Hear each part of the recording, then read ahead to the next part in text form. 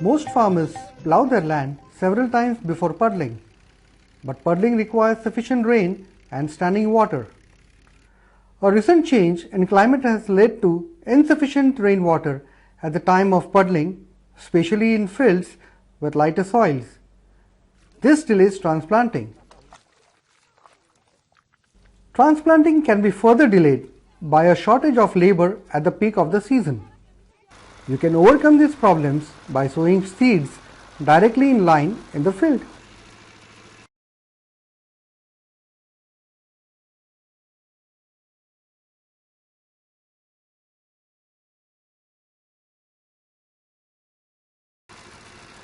A power tiller operated seeder does everything in one operation. The machine does a reduced till, it makes 6 furrows, sows seeds and covers the seed with soil. By using a power tiller operated seeder, you can reduce both time and labor, so you can sow more area in less time. So what are the benefits of direct seeding? A direct seeded crop requires less water, labor and money compared to transplanting rice, and also matures about 10 days earlier when all other crops are still in the field. The early harvest creates income for daily laborers during the hunger period, when there is little work in the field and they lack money to buy food. Harvesting rice earlier also means that you can plant the following crops sooner, such as potatoes, mustard, wheat or winter maize. Some farmers in northwest Bangladesh have abandoned transplanting for direct seeding of short duration rice varieties. By doing so, they can even grow a third crop. Earlier, we could not cultivate medium and high land. We cultivated tobacco and sometimes failed to get money from selling it. After the introduction of this machine, we started cultivating monsoon paddy, followed by either wheat or maize and mung bean.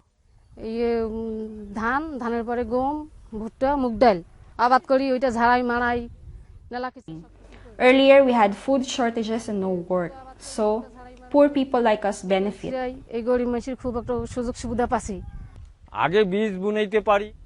I can sow seeds earlier, even with low soil moisture. I can harvest the crops earlier.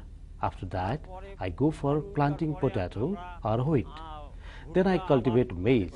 It saves labor and I get more money. Now that we have seen the benefits of direct seeding, what are some of its challenges? One challenge with direct seeded rice is wind management. This is particularly so in the first year, when shifting from a single rice crop to growing multiple crops throughout the year. When there are a lot of weeds at the onset of the season, you can apply a systemic non-selective herbicide. Use it at least 3 hours before sowing. I control weeds before sowing by using a round of herbicide 2 to 4 hours before sowing seeds.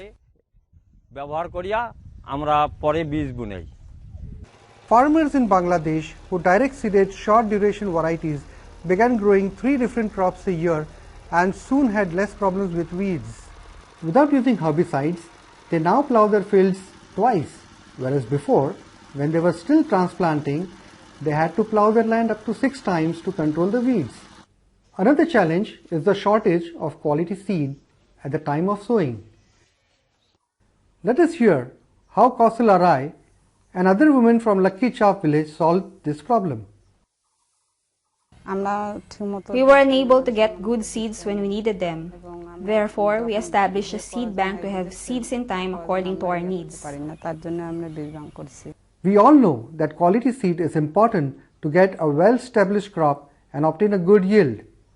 But when using the power tiller operated seeder, there is another reason to use quality seed, as we hear from Inamul Haq, a local service provider.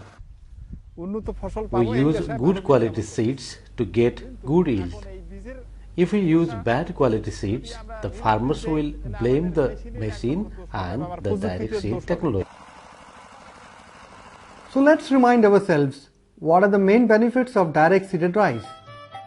By direct seeding, you can establish a rice crop earlier in light soil where water does not easily stagnate. Compared to transplanting, direct seeding requires less water, labor and money.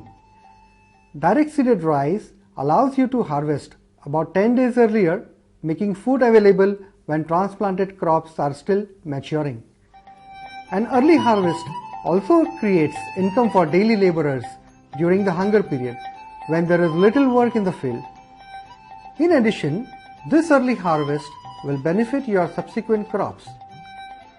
Direct seeded rice benefits both producers and laborers